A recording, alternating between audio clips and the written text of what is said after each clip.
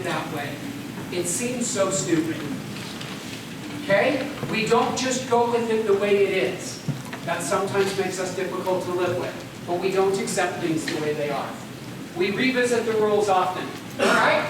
So, 90% of startups fail. That is an incredibly large number. Why? Simply put, the traits that I just shared with you are why those startups fail. Because entrepreneurs are passionate.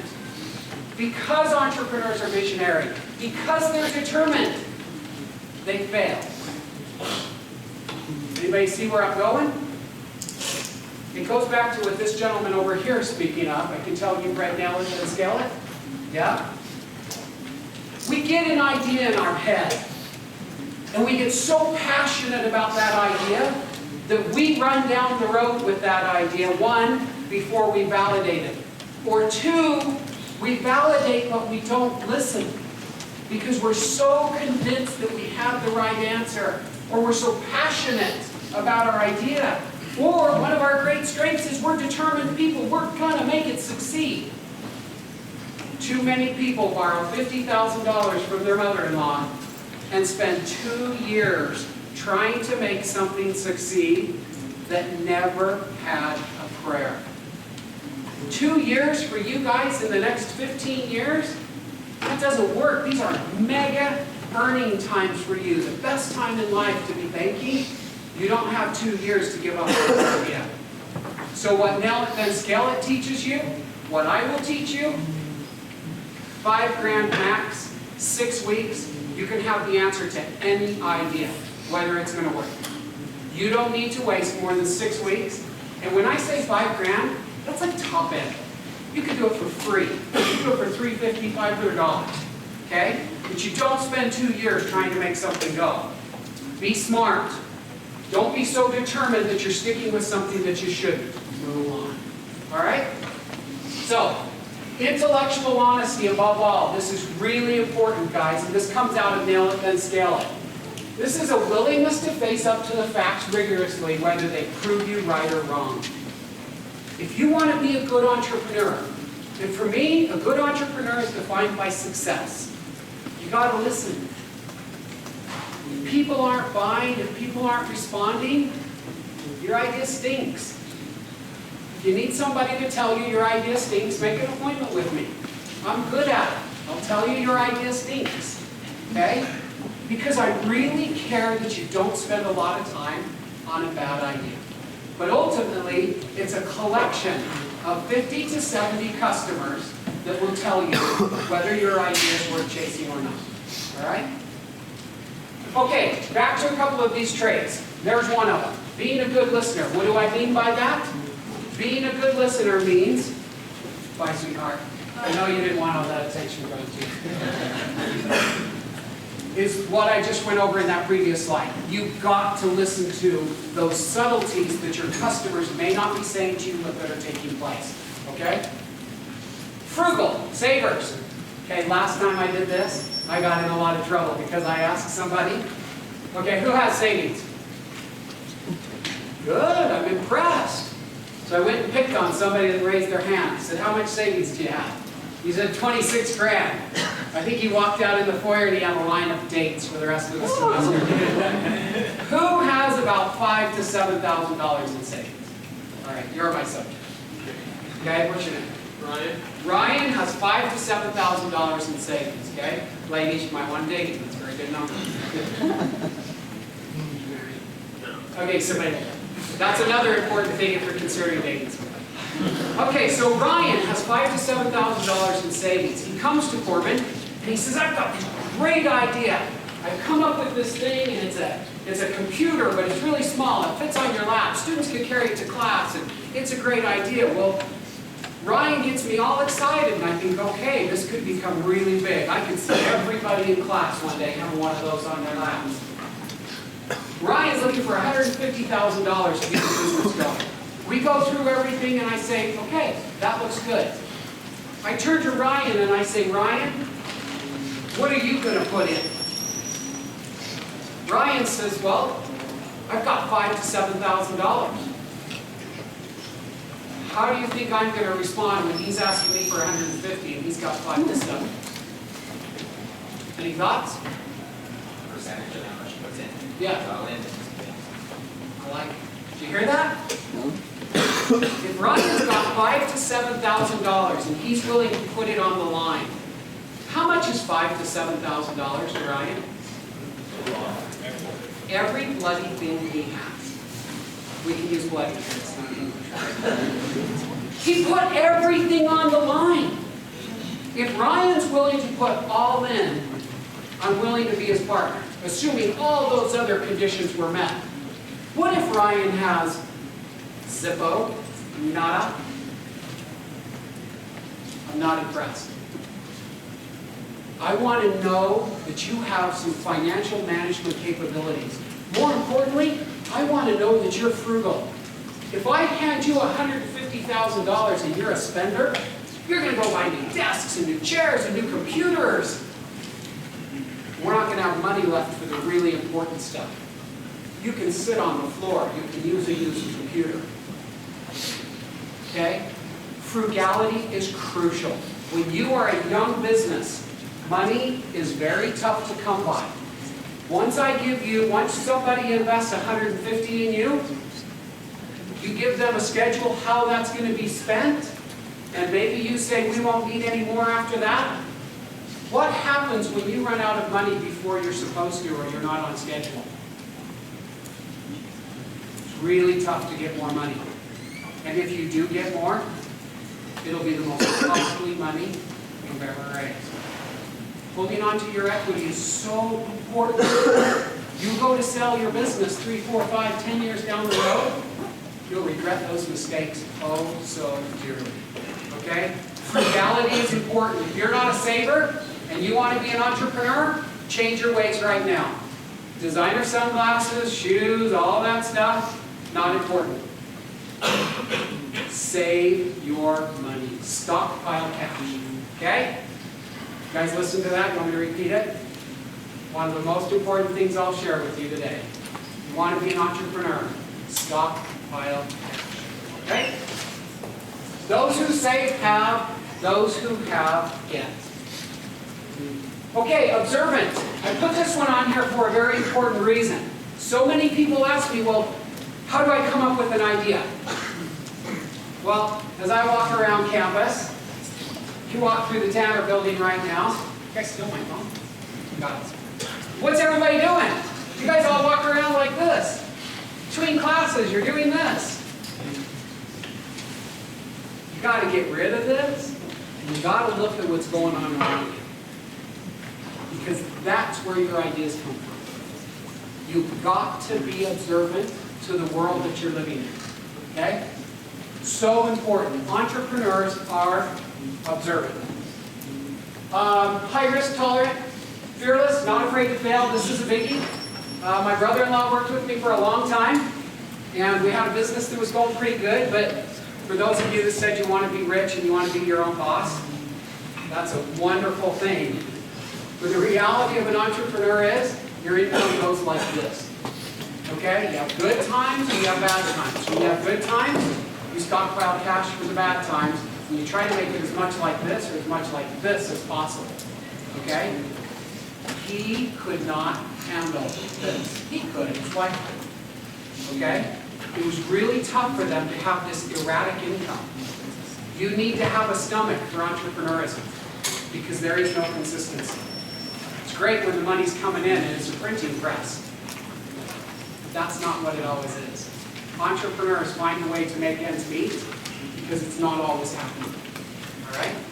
Really important that you're not afraid of those things. All right, there's a very interesting, first of all, I want to share a quick story with you. I was with the MBAs here a few weeks ago. And these are the MBAs who are on the entrepreneur track. And some of them are here, and I'm intentionally not looking at you because I know you're right there.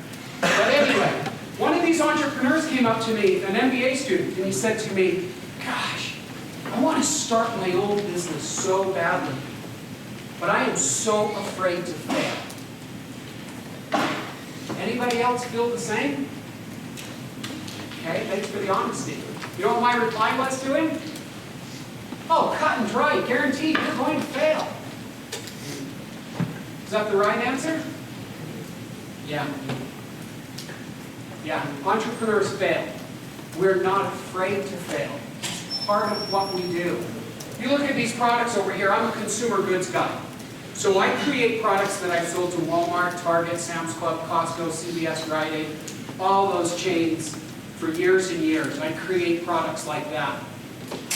And if you look at, first of all, these products over here, there are some great successes there. Some products that made millions, tens of millions of dollars. And there are some great, big, whopping failures sitting there. Okay? And there are a whole bunch not sitting there. I probably started, at this point, 70 companies? 50, 60, 70? I don't know. The vast majority failed. So failure is a part of what we do. But the important lesson is, fail fast and fail cheap. It's okay to fail at $350 in 6 weeks. And that's the validation process. Okay? Nick will teach you that in 170.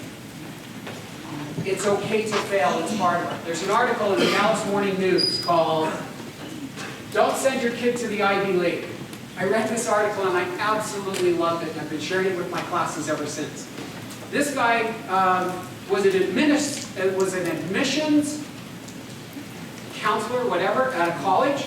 So he would look at all the freshmen coming in at their applications and decide who came in and who didn't. And he said, I've learned something. This was at an Ivy League school. He said, I learned something. All of these students were reared from a very young age to be perfect. They did fencing, they did horse riding. There's probably a name for that. It's more technical, equestrian, something or another. He said they did all these fancy things. They played an instrument. They had tutors. Their parents set them up to avoid. They go into the Ivy League, they go through their classes, they get great grades, that's what they're programmed to do, and what do they come out as?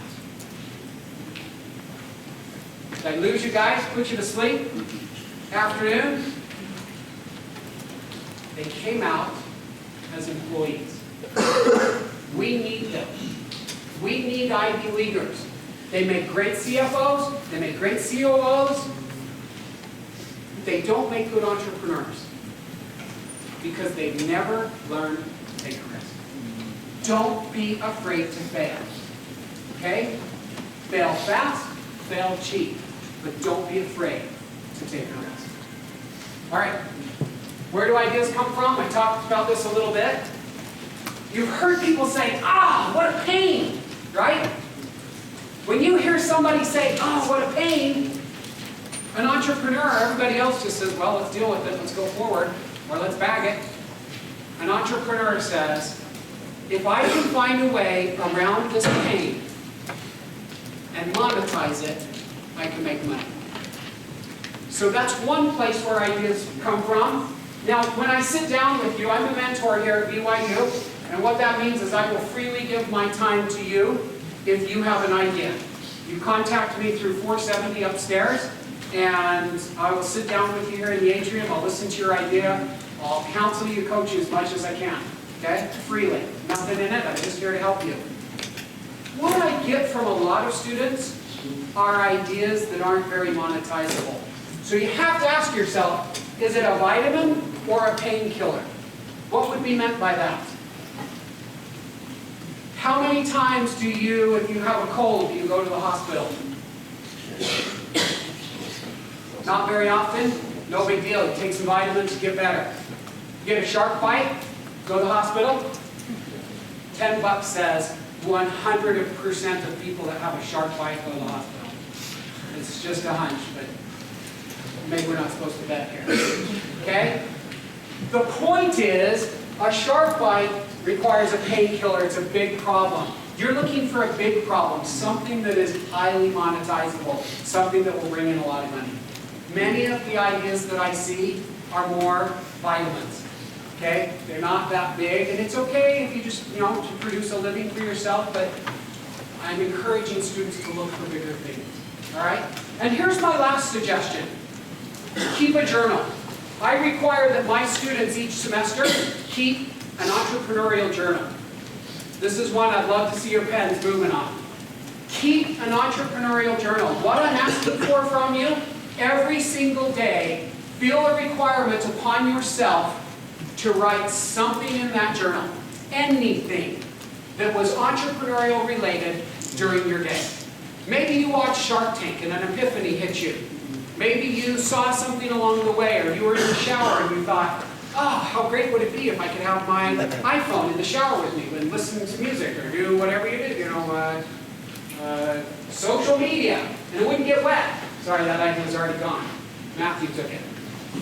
But I just need you to write something every day.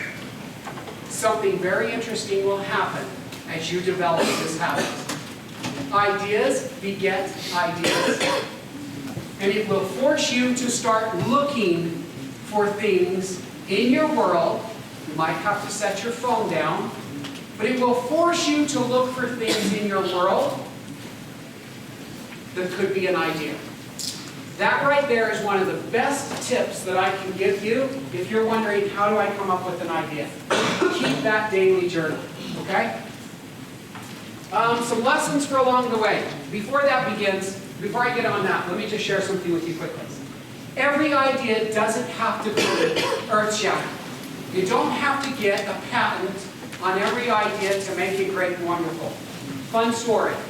Childhood friend of mine, my best friend, came to me in 2007, and he said, Corbin, I've got a really cool idea I want to show you.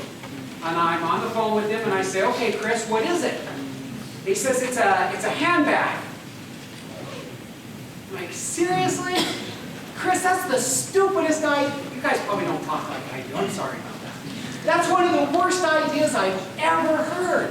A handbag? Seriously? He said, Corbin, just let me show it to you. It's really cool. Okay.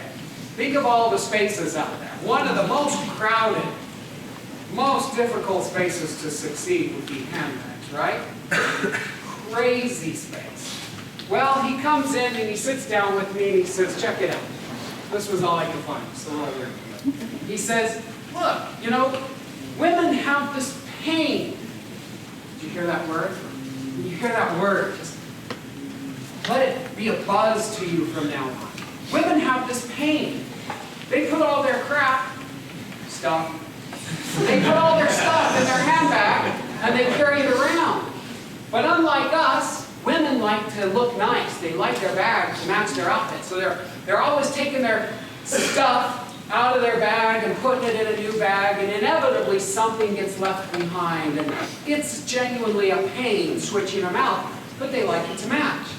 He said, so how cool would it be if the woman, maybe some guys now, could leave everything inside their bag and simply take the exterior off, put a new exterior on, and switch the look of their bag in, what, like 3 seconds. And so, all of a sudden I felt really badly for criticizing my friend. Because, is that unique?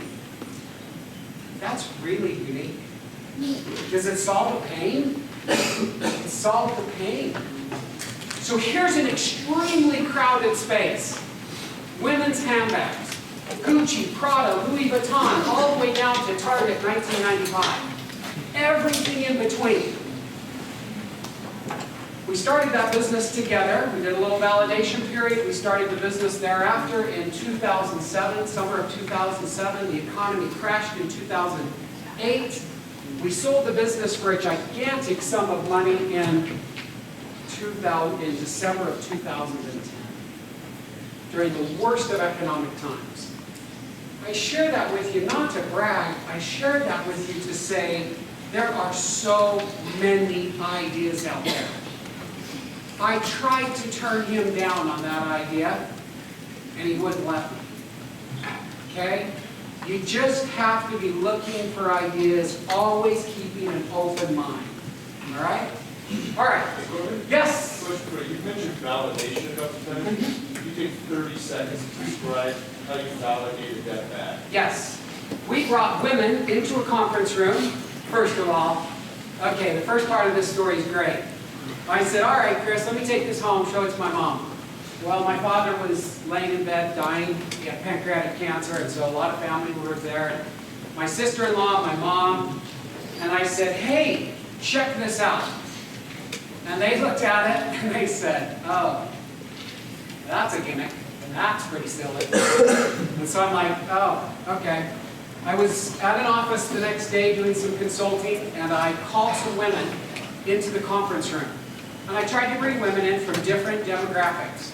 And I said, ladies, I want to show you a product. And look, it's an investment I'm considering. I need you to be really honest with me. I always put this disclaimer in.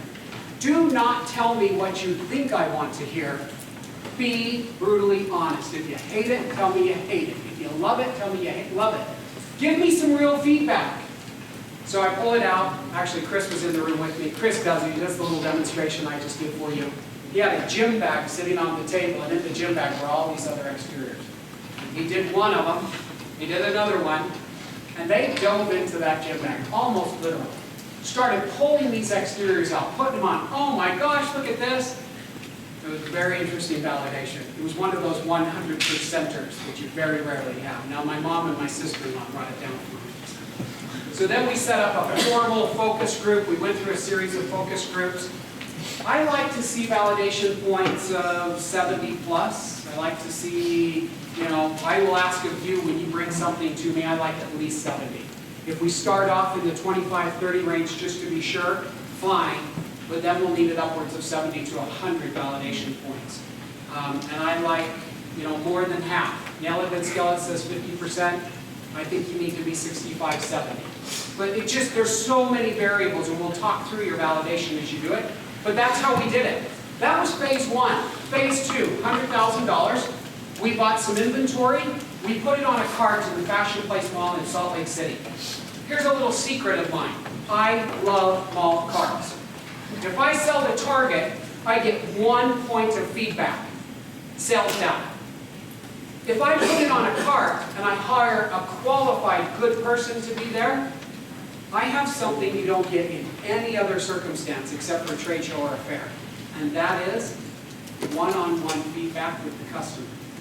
So a woman comes up to that cart and she's like, what are you selling? She would never say that because my person's out there selling. She says, that's really cool. What's happening? How's that being held on?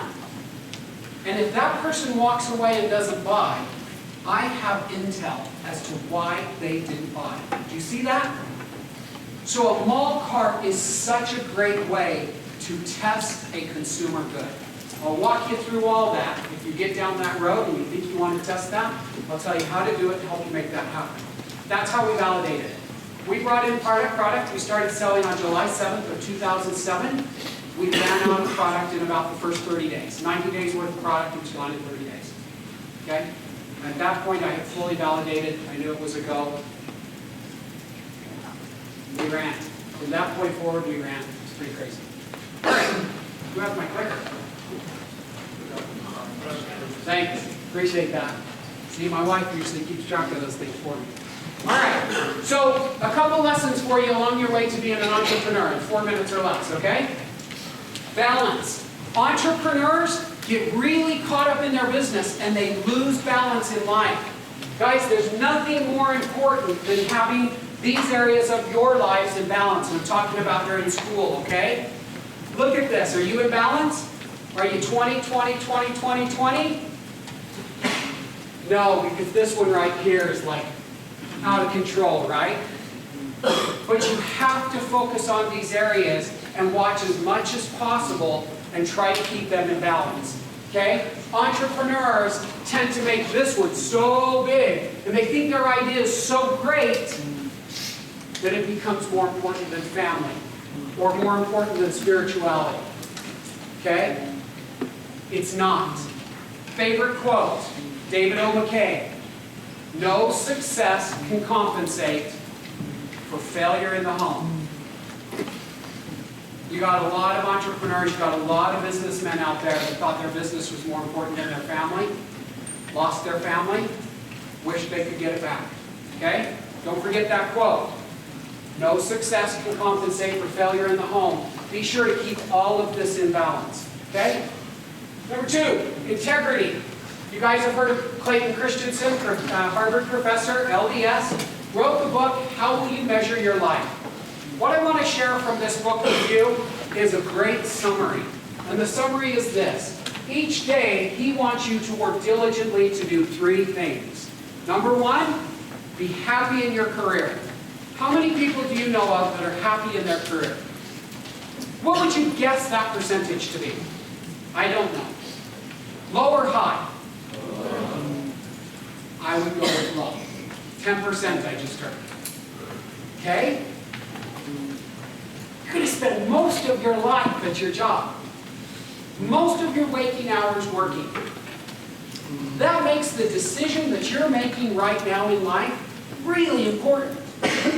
Now, to the young lady that I was going to convince to be an entrepreneur, I love my job. It changes about every 3 to 5 years with each new business that I start.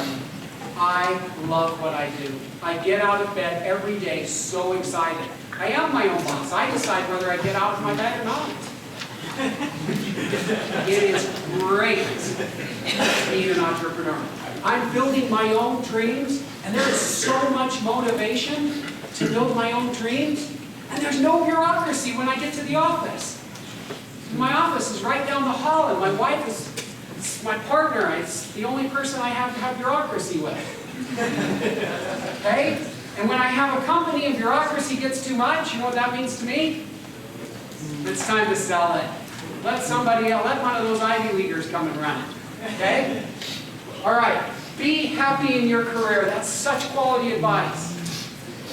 Have a quality family life. The job ends at 5. When you come home, don't open your laptop. Okay? Evenings are for your family. Make Saturday a religious day. Sundays for church, Saturday for family. Don't let things be scheduled on Saturday. Okay? Keep work to work hours. Now, the third one's kind of funny. Stay out of jail. What could that possibly mean? Clayton tells a story of how he went to a 5-year reunion after graduating from Harvard MBA school. And he said, here are all these people that have graduated from the most prestigious university. They got the best jobs available in America. Right? They're all doing well. Some of them are getting married. Everybody's plugging along, but they are banking. All right? Well, something very interesting happened between 5 and 10. Because at the 10-year reunion, things were starting to collapse. People were starting to have marital problems, so on and so forth. At the 15-year reunion, it was even worse. Now there's dysfunctionality between parents and children. And at the 20-year reunion, worse yet. Now some of his classmates aren't present because they're in jail. Literally, some of his classmates are in jail. Guys, there is no success worth lying to achieve. None. I have a business partner right now that deceived us when we made an investment. For what? We would have made the investment. There was no reason to fudge what was fudged. Do not compromise your standards. People all around you will be doing it. People will say, why do I have to label my bottle this way when these guys aren't labeling their bottle correctly? Because you're a business person of integrity. Do not budge on that. The consequences are not worth it. We could have nailed this person for fraud. Wasn't worth it, didn't go there, but those were the consequences he faced. And he thought nothing of it. Are you immune from that because you're LDS? He's LDS. Don't compromise your standards. All right? So that's what that means. After that, balance, integrity, give back. You guys, it's so important. I ask all of the people that I mentor to do one thing. This is your pay for my free services. I want you to find some aspect of your business, and I want you to give back. With this company over here, cool story. I'm sorry, we're 1 minute over. I can talk fast. We created a shell. These were shells, the exteriors. This one was our cancer shell. My dad died of cancer, so I decided that our cause was going to be cancer. We said, okay, every time we sell this shell, we made many of them, we're going to donate the profits, which happened to be $5. We were going to donate the profits of this to cancer. We thought, how cool if we could raise like 100 grand or something to give it to cancer research. Our customers got behind that in such a passionate way. Our very first year, we donated $705,000 to cancer because everybody that bought a 3 exterior bundle always demanded that one of them was the cancer shell. But we really did give the money. The second year was $1 million, and every year thereafter was $1 million. My point is, we did it sincerely, but we said something to our customers by doing that. What did we say? We care. This company has heart. Do it, but do it sincerely. If you're not sincere, your customers will see right through you. I'm out of time. Love you. I'm here to mentor. They know where I am.